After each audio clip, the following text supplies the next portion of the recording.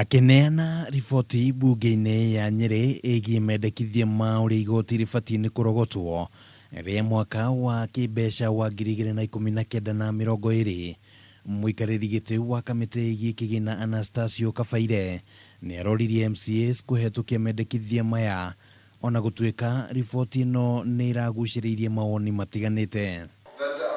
Nyeri County personnel audit should be conducted in order to identify shortcomings and gaps that are relating to shortage and the personnel services, where on other hands the county is experiencing a booming wage growth.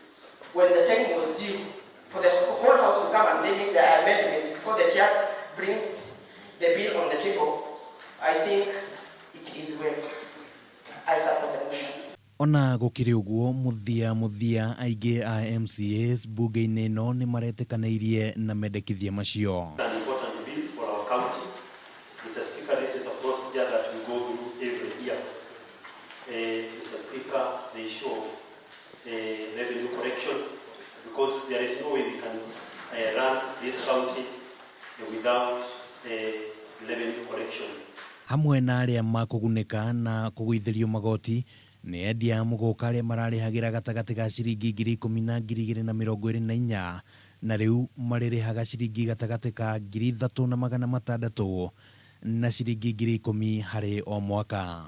We appreciate the development, but so far we haven't seen any. That's number one. Number two, that development thing, it's coming with a lot of things, even about the land race. That's where we're still having a fight that has not yet been resolved, Mr. Speaker, sir.